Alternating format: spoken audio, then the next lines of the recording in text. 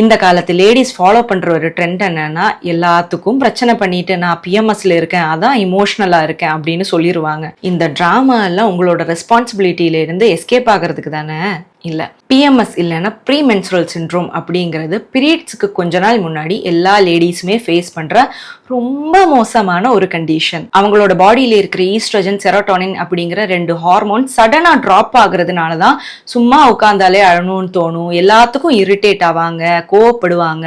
அப்ப ஏன் இந்த காலத்து பொண்ணுங்களுக்கு மட்டும் இந்த பிரச்சனை எல்லாம் வருது, இதுக்கு முன்னாடி இருந்த பொண்ணுங்களுக்கு எல்லாம் ஏன் இந்த ஹார்மோன்ஸே இல்லையா அப்படின்னு கேட்டீங்கன்னா, அவங்களுக்கும் இந்த பிரச்சனை எல்லாம் இருந்துச்சு. ஆனா இந்த ஒரு டைம்ல நம்மளோட குறைகளையும் பிரச்சனைகளையும் பத்தி தான் நிறைய யோசிப்போம். சோ அந்த காலத்து பொண்ணுங்க என்ன பண்ணிருப்பாங்கன்னா, எனக்கு இந்த பிரச்சனை இருக்கிறதுனாலதான் நான் அழுறேன் அப்படின்னு நினைச்சிருப்பாங்க.